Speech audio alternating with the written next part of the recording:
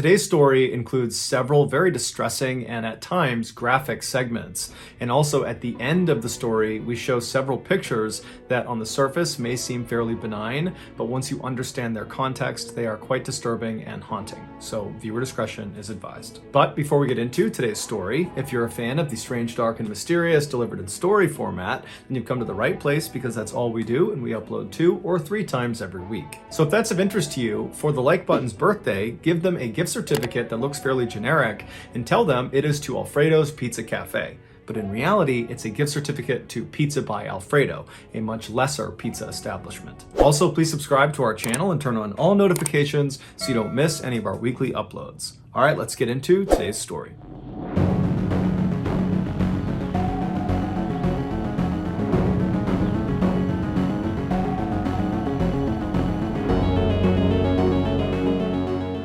On February 12, 1999, 42 Carol Sund, along with her 15-year-old daughter Julie and Julie's longtime friend Silvina Peloso, who was 16 years old, boarded a plane in Eureka, California. After a quick 1-hour-long flight, they landed in San Francisco and then got their bags from baggage claim and then walked over to the airport's car rental center. After Carol signed some rental agreement paperwork with the person at the front desk, they were given car keys, and then the 3 women walked out of the airport into the parking lot where they saw their car. It was a 1999 red Pontiac Grand Prix sedan. After the women had put their luggage in the trunk, they all climbed inside, and then Carol began driving east towards the University of the Pacific in Stockton, California. Julie was competing in a cheerleading competition the following day at that university, and Julie was considering going to this school after she graduated high school, and so this cheerleading competition was a great excuse for her and her mom to check out the campus, and since Silvina was already visiting Julie at her home in Eureka, she just tagged along for the trip. After an hour-and-a-half long drive, the trio arrived in Stockton, California, and they checked into a hotel, and then the next day, which was the 13th, Julie competed in this cheerleading competition, and then afterwards, her mom, and Silvina spent the rest of the day checking out the campus and the surrounding town. Early the next morning, which was the 14th, the women checked out of their hotel and then drove 3 hours southeast to the sprawling motel complex called Cedar Lodge that was located just outside of Yosemite National Park's western entrance. Their plan was to spend a couple of days sightseeing inside of Yosemite before heading back to the San Francisco airport, where they were going to meet Carol's husband and Julie's father, Jens, and then the 4 of them would continue their journey and fly to Arizona, where they would explore the Grand Canyon before finally heading back home to Eureka, California. So midday on the 14th, these 3 women arrive at the Cedar Lodge, and the lot would have been nearly empty because it was the winter time and not that many people were visiting the park at that time. So they pull into the lot, they park their car, they go into the front desk where they checked in and they got their keys,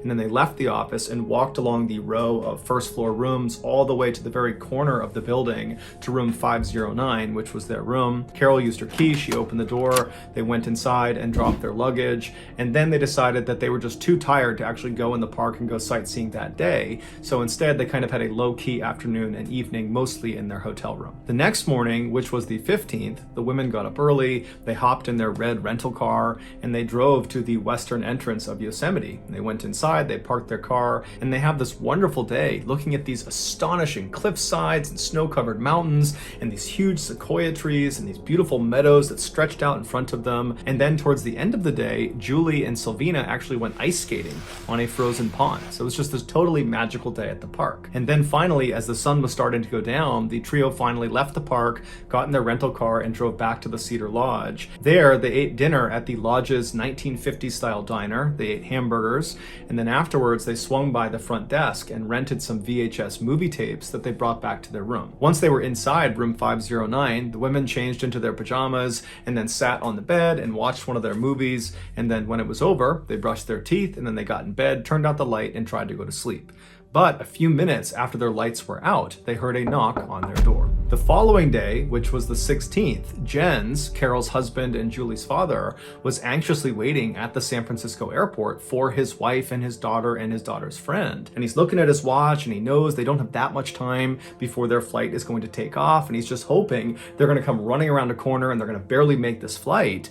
But they don't. And finally, Jens, who does not have a cell phone, and neither does Carol, he decides there must have been some sort of miscommunication and that Carol and the girls must have flown on ahead. And so he decides at the last minute to just board the flight himself and fly to Arizona in hopes his family will be there. But when he touches down in Arizona, his family is not there. And so he rushed to the hotel hoping that maybe they were there. They weren't. He spoke to the hotel's front desk and said, hey, has my wife Carol contacted you? And they said, no, she hasn't contacted us and we have no record of her being here. And so Jens is obviously very upset. He's very worried, and he spends the rest of the day calling around to friends and family and acquaintances and anybody who might know where Carol and the girls are. But nobody has heard from them and nobody knows where they are.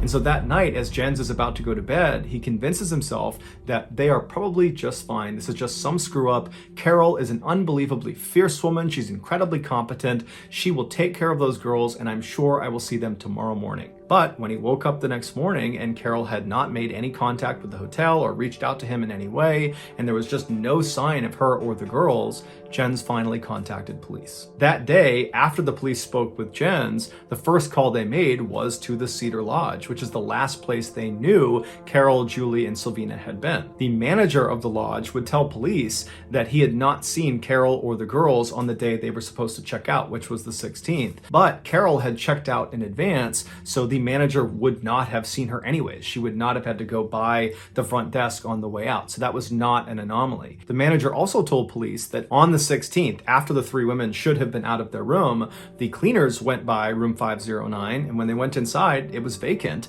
and nothing seemed amiss. It was relatively clean, minus some wet towels that had been left on the floor of the bathroom. The keys to the room were left on the desk as they should be. It just looked like the women had left. And so the police reached out to the car rental company at the San Francisco airport to see if Carol had made it to the airport and dropped off her car. But when they spoke to the manager of this rental company, they would say, no, Carol has not dropped off her car, and she hasn't called about extending her lease, which is now overdue. Based on the information the police gathered from the lodge and from the rental car company, they began operating on the theory that the three women left their lodge motel room on the 16th and then either got into a car accident somewhere and had just not been found yet, or they had driven somewhere, gotten out of their car and gotten lost, perhaps inside of Yosemite National Park or some other trail somewhere, or they had fallen victim to some crime. But at this point, the police were not taking seriously the idea that foul play was involved. A massive search was launched in and around the Cedar Lodge complex, as well as around the western entrance of Yosemite,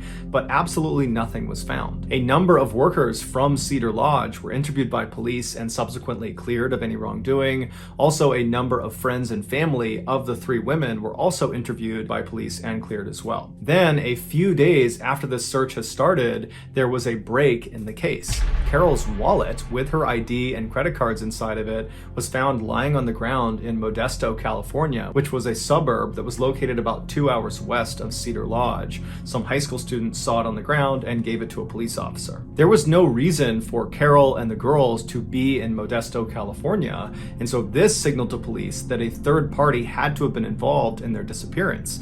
And so if that was the case, then almost certainly these three women had fallen victim to some sort of crime. Over the next several weeks, police continued to search the roads and trails in and around Cedar Lodge and the western entrance to Yosemite, and they looked all over Modesto. But besides this wallet being found, there were no further developments with the case. Then on March 18th, which is about a month after the three women originally went missing, a hiker was way off in the middle of this forest about 2 hours north of Cedar Lodge and about an hour and a half northeast of Modesto, California, when he turned onto this logging road that nobody really ever went down. And as he's walking down this road, he sees up ahead the skeleton of a car. It looks like a car had been set on fire.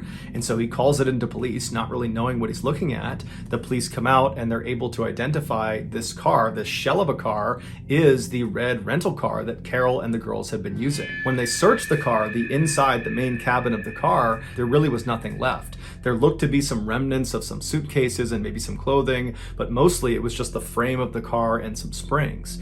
But when they opened the trunk of the car, they made a grisly discovery. Inside were two very badly burned bodies with their hands still bound behind their backs. Using dental records, they were able to confirm the bodies belonged to Carol and Silvina. But there was no sign of Carol's daughter, Julie, the 15-year-old. She was not in the car, around the car, or in the surrounding areas. And so there was this glimmer of hope that maybe if law enforcement acts fast enough, they can find Julie and save her before it's too late. But all hope was lost when just a couple of days into this search around the car, when they still hadn't found anything, the police received an anonymous handwritten letter. And on this letter was this crude map that showed this very specific spot overlooking a lake. It was Don Pedro Lake, which was located about an hour to the south of where the car was.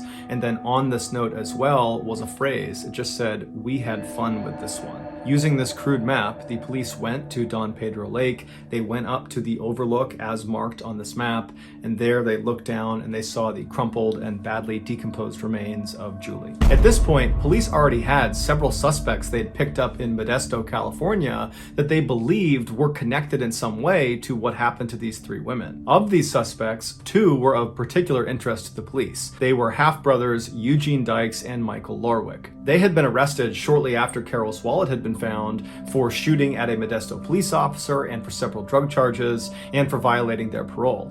Once these half-brothers were in custody, Eugene made several self-incriminating remarks, basically insinuating that he and Michael had been involved in what happened to these three women. And then after Carol, Sylvina, and Julie's bodies had been found, the synthetic fibers that were found all over Carol matched the synthetic fibers that were pulled off of Michael and Eugene on their clothing and from their vehicle when they were arrested. And so the police were very confident that they had their killers and they had them behind bars already. But they still needed to compile evidence before they could formally charge them and make their names public to the media.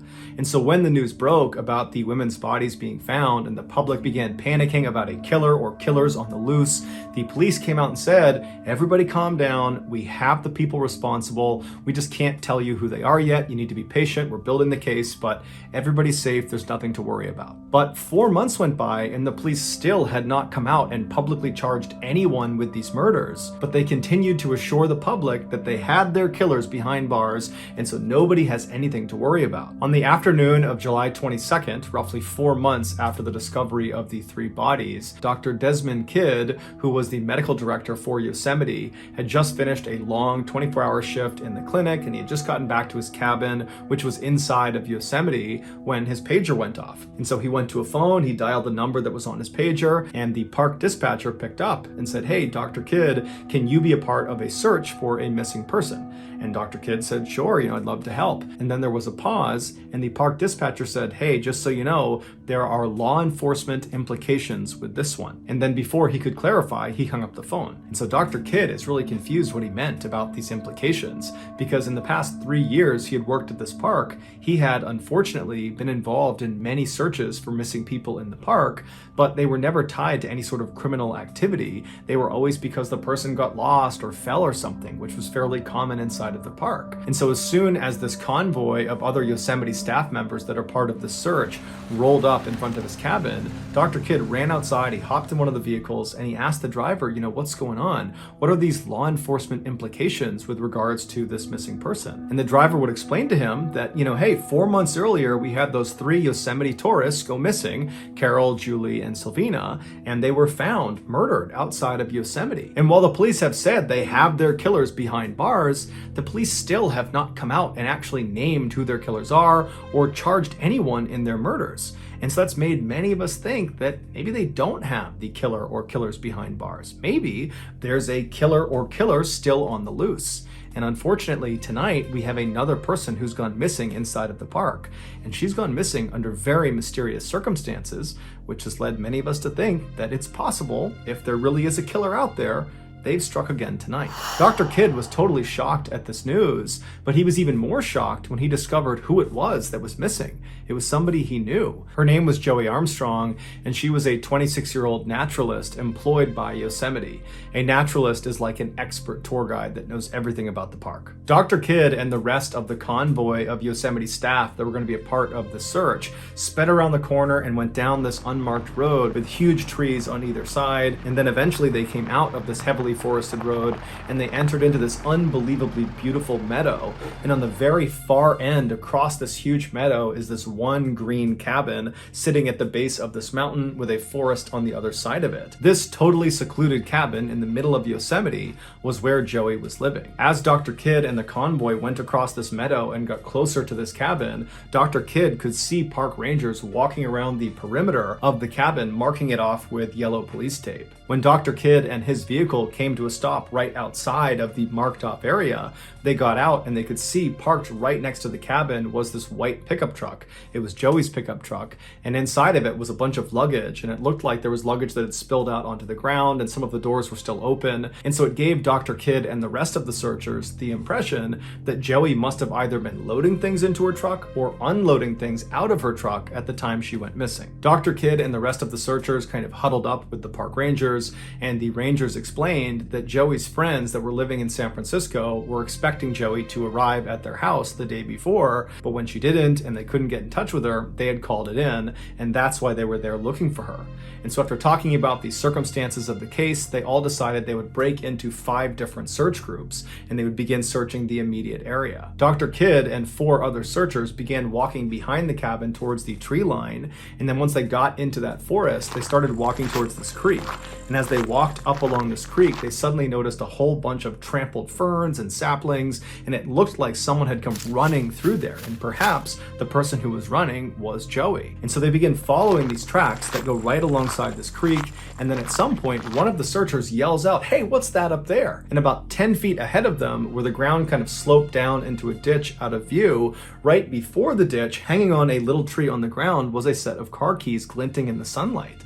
And so Dr. Kidd, who was at the front of his small search party, he began walking towards these keys, and as he got closer and closer, he began to be able to see down into this ditch right on the other side of these keys. And as soon as he could actually see what was at the bottom, he immediately began to gag, and he turned around and quickly walked away.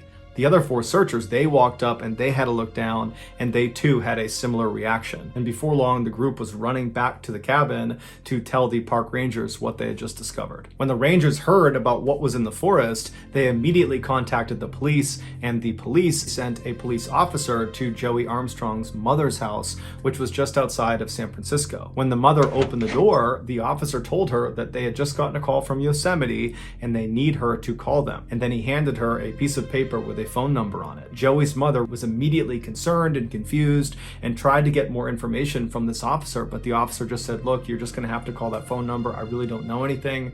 And so eventually she thanked him, she shut the door, and she went into the kitchen and she dials this number. After someone picked up, she introduced herself as Joey's mother, and at that point, the person who picked up quickly handed the phone off to someone who sounded much more senior, and this person asked Joey's mother, "Are you aware that your daughter is missing?"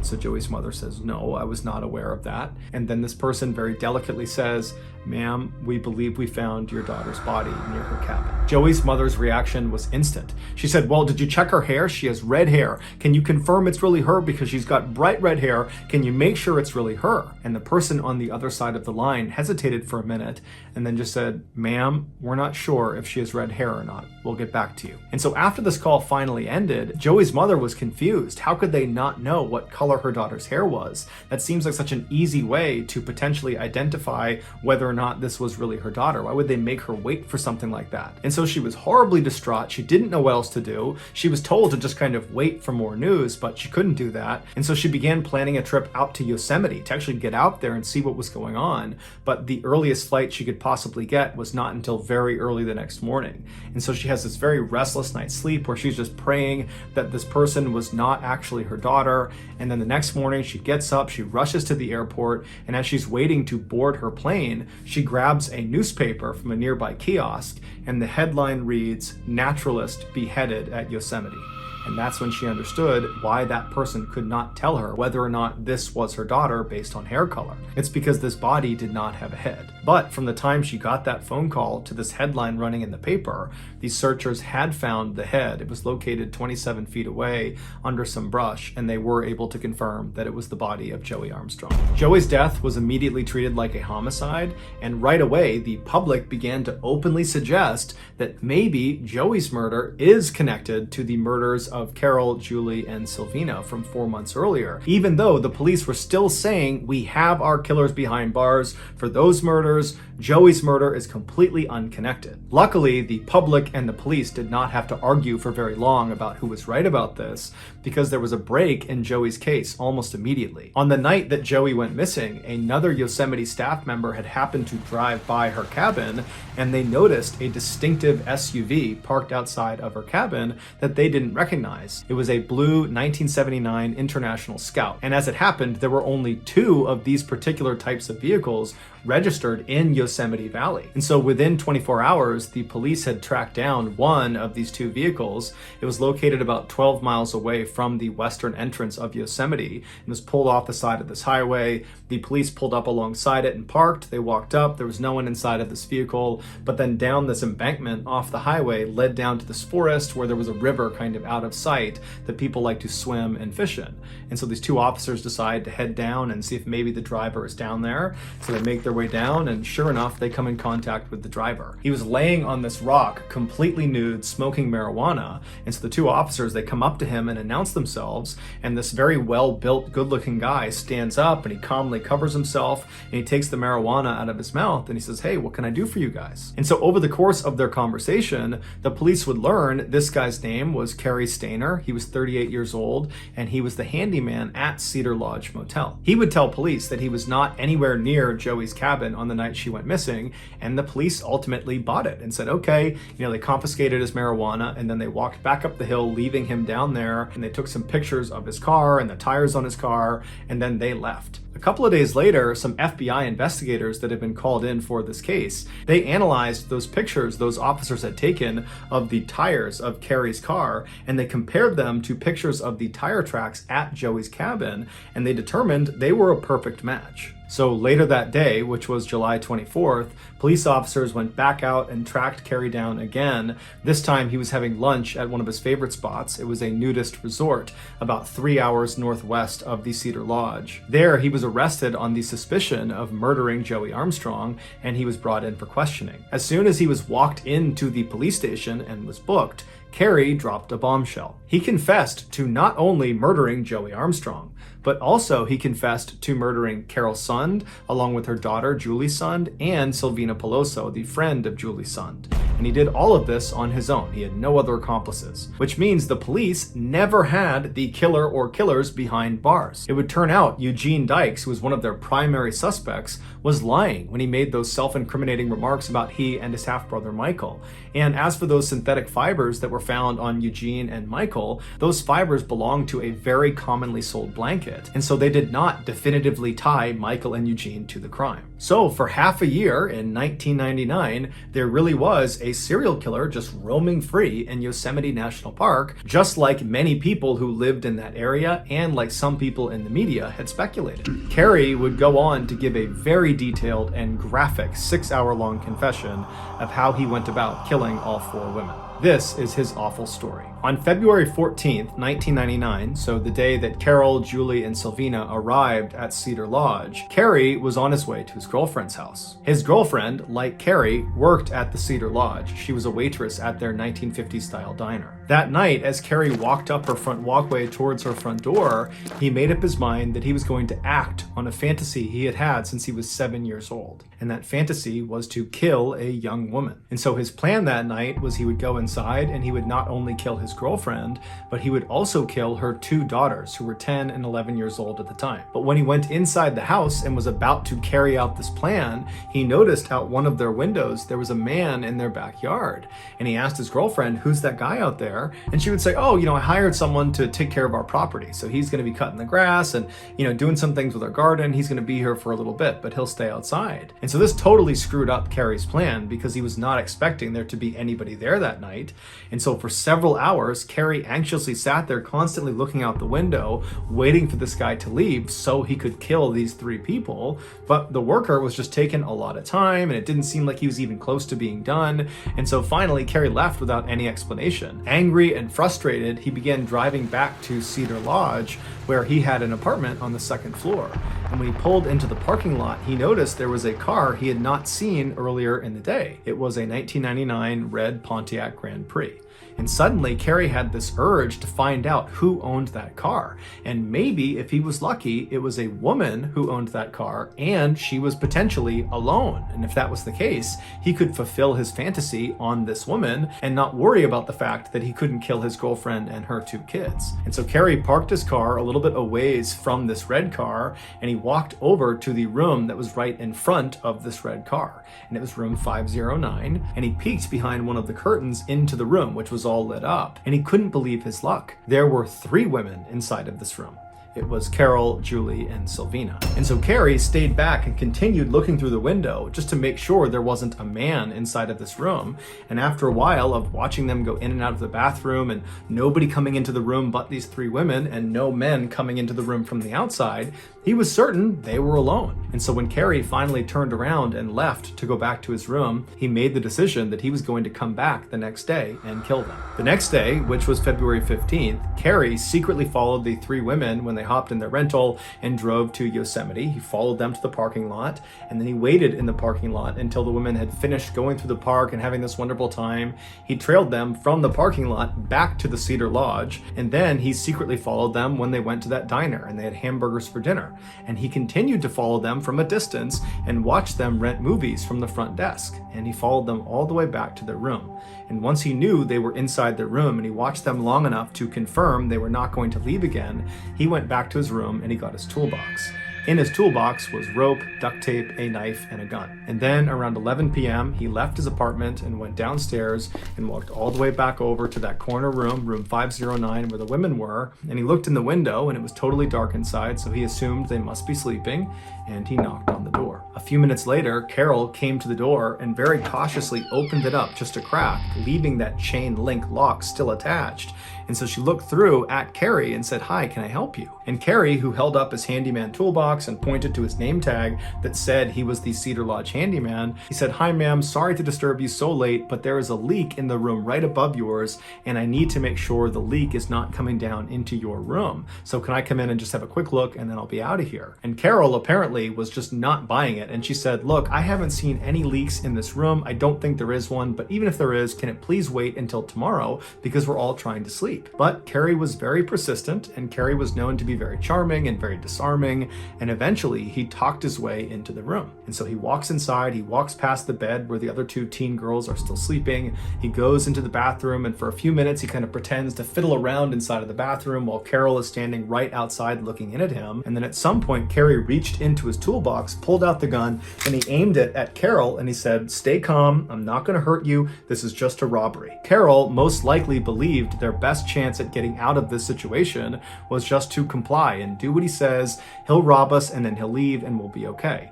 And so Carol very dutifully went back into the room, and she quietly woke up her daughter and her daughter's friend, and before long Carrie had tied up all 3 of them. He put the 2 teenagers in the bathroom and shut the door, and then he put Carol on the bed. And then he proceeded to assault Carol before strangling her to death with more rope.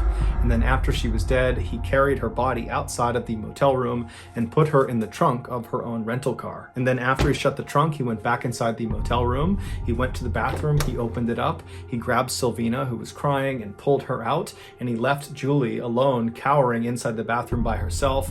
He shut the door behind her, and then he brought Silvina over to the bed, where he assaulted her before strangling her as well to death with some additional rope. And then after Silvina was dead, he carried her body outside of the motel and put her in the trunk of the rental car along with Carol's body. And then after that, he went back inside the motel room, and then once again he opened up the bathroom door, he grabbed Julie, pulled her out, and proceeded to assault her as well. But then afterwards, he did not strangle her to death. Instead, he walked her back into the bathroom and shut and locked the door. And while she was in there wondering what's going to happen to her, what happened to her mom, what happened to her friend, he proceeded to clean up the room and tidy it up, and he moved all of their luggage out of their room and put it into the rental car. And then after he was satisfied, he went back inside the motel room, he opened up the bathroom door, he pulled Julie out and had her stand right outside the bathroom, and then Carrie proceeded to clean up the bathroom but left a couple of wet towels on the ground to give the impression that the women women had left in a bit of a hurry. And so after that, he grabbed Julie and he walked her out to the car and he sat her down in the front seat. She only had a blanket on at this point. Everything else had been taken off of her. And then Carrie hopped in the front seat and he began driving off. Julie must have been beyond terrified. She has no idea where her mom is. She has no idea where her friend is. She has no idea they're actually dead, locked in the trunk right behind her. And the man that had just assaulted her for hours is now driving her into the darkness. She has no idea where she's going, and all she's got is this blanket around her. It's just beyond brutal what's happening to this poor girl. And so for 2 hours, Carrie drove them west along the highway in the middle of the night, and the whole time he's trying to make small talk with this poor girl, trying to tell her that she's going to be okay and that her mom and her friend, they're going to be okay. And then finally he pulls off the highway down some switchbacks into this big parking lot of the Don Pedro Lake. And then once he parks the car, there's no other cars around. It's still dark out. The sun hasn't come up. He gets out and he tells Julie to get out of the car. But Julie is so scared she can't move, so she can't even get out of the car. And so Carrie gets out. He walks around to her side. He opens the door and he scoops her up like you might hold a baby. And he walked with her up the trail all the way to this overlook that was well away from any prying eyes in the parking lot.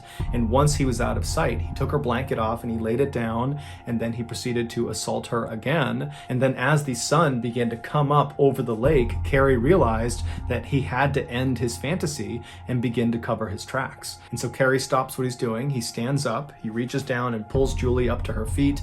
And so she's standing with her back to the lake. And as he's looking at her, he says, "I love you." And then he pulls out his knife and begins hacking her throat. And then he pushes her down the hillside where she tumbles and finally comes to a stop underneath some bushes where she dies. Carrie grabbed the blanket on the ground and he walked back to the rental car in the lot. There was nobody out there, so he hopped inside. He drove out of the lot and drove 1 hour north until he was well into this forest, and he pulled down a logging road where he abandoned this car. After he ditched it, he walked back up to the highway and caught a cab back to Cedar Lodge. He would come back to the car and torch it 2 days later. He would also make a special trip to Modesto, California, where he would drop Carol's wallet in the middle of the road near a high school in order to confuse investigators. A month later, when Carol and Sylvina's body were found in the back of the burned out car, Carrie would send that handwritten note to police that had the map of where Julie's body was and that horrible message of "we had fun with this one," referencing Julie. He sent that to police in order to further confuse them. He wanted them to believe that there really was more than one person perpetrating these murders, hence the "we had fun with this one." Months would go by, and the police, despite questioning Carrie along with the other Cedar Lodge staff members, never considered him a suspect. And that was because, one, they really thought he was just a nice, normal guy and couldn't be capable of committing violence against these 3 women. And two, probably most importantly, the police discovered when Carrie was a child, his younger brother was kidnapped by a pedophile and held for 7 years. And although his brother was ultimately returned to the family alive, that experience was incredibly traumatic and devastating to Carrie. And so the police figured there's no way this guy would ever abduct or harm other people because he knows how traumatic and awful that is for the victim and the victim's family. If anything, Carrie seemed like the type of guy who would go out of his way to protect and save these 3 women from being abducted or from being harmed. In July of that year, so 4 months after the 3 women's bodies were discovered, Carrie, who believed he had completely gotten away with murder, and to that point he really had, he was just driving around Yosemite kind of reveling in the fact that he had gotten to live out this fantasy and not get punished for it, when he noticed there was this woman way off in the distance walking in and out of this cabin that was fairly isolated. And so he drove his 1979 International Scout blue SUV down this forested road, and he reaches this meadow and he looks across this meadow, and now that this woman is even closer, he can tell she's clearly loading things into her truck, and she's going back and forth, and he's watching, wondering if there's anybody else helping her, because this cabin is very secluded, and he's thinking, if she's alone, I might be able to kill her too. And so after a while, when he only sees her loading things into her white pickup truck, he decides he's gonna go kill her.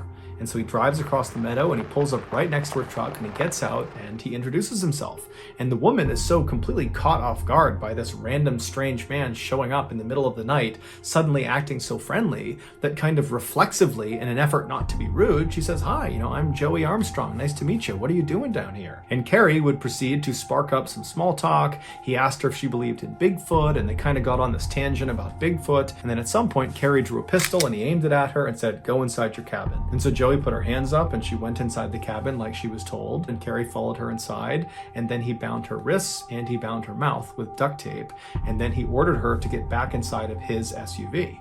And then once she was sitting inside the front passenger seat, Carrie got in the driver's seat and he began leaving the cabin, headed back out away towards that road he came in on. And as he's bombing across the meadow, Joey leaps head first out of the window of this moving car and smashes onto the ground, and she immediately jumps up and just starts running back towards the cabin. Carrie jams on the brakes, he hops out and he starts chasing after Joey, but Joey manages to get fairly close to that tree line right behind the cabin before Carrie ultimately grabs her and tackles her to the ground. And then Joey is viciously trying to fight Carrie off of her, and Carrie, kind of in a panic, draws his knife and he tries to slash at Joey, but Joey tucks her chin, protecting her neck from being stabbed. And so frustrated, Carrie just stands up and he grabs Joey by the hair and he begins hauling her towards the forest behind her cabin. And the whole time Joey's doing everything in her power to try to escape, but she just can't. And finally they get inside the woods and Carrie drags her into this ditch. And once she's down at the bottom, he puts his foot on the top of her head and forces it back, forcibly exposing her throat. And then at that point, he pulls out his knife and he begins to cut. Afterwards, Carrie considered keeping Joey's head, but ultimately he would try to hide it in some bushes nearby. After Carrie attempted to cover up some of the blood in the area with some branches and leaves, he left the forest and went back to his SUV. He didn't even attempt to tidy up the scene. He left her truck as is, he left her cabin as is. He just hopped in his SUV and drove back to Cedar Lodge. Carrie would tell police that as soon as he killed Joey Armstrong, all he wanted to do was go kill his girlfriend and her two young daughters, the 10 and 11-year-old. But police caught him before he could carry out the attack. Cary Stayner, who never showed any remorse for his victims, was ultimately sentenced to death and is currently awaiting execution in San Quentin Prison in Northern California. One of the more distressing aspects of this case was Carol's camera that was found intact near the burned out car in the woods. The police would develop the pictures on this camera in hopes there would be some clue as to who murdered them, but it would turn out there wasn't any usable evidence on the camera. It was just pictures of Carol, her daughter, and Sylvina having this wonderful time in Yosemite, and that was it. But after Cary confessed to what he did to these poor women, those pictures take on a whole new, much darker meaning. In the final 8 images of the camera roll, we know Cary Stayner was either literally watching these women secretly at the time the picture was taken, or he was patiently waiting nearby for them to return. The final image that was taken on this camera was taken by Julie of her mother sitting on the bed and her friend Sylvina sitting on the other bed as they're getting ready to turn out the lights and go to sleep. That picture was taken just moments before Cary knocked on their door.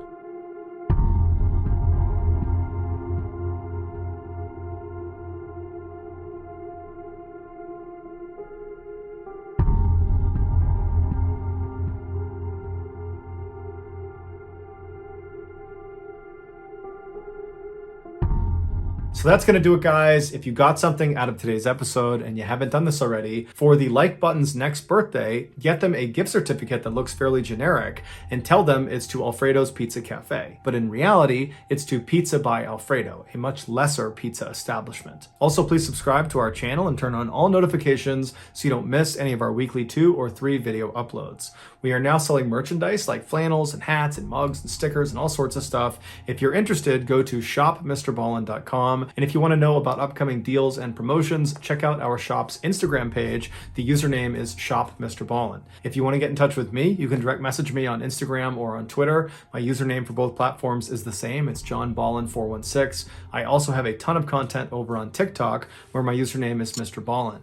We also have a second YouTube channel called Mr. Ballin Shorts, where we post random short videos and lost episodes. If you have a story suggestion, please submit it to our subreddit just called Mr. Ballin. It's linked in the description below. So whether I see you on Instagram, Twitter, TikTok, Reddit, YouTube, or some combination, just know that I really appreciate your support. And until next time, that's going to do it. See ya.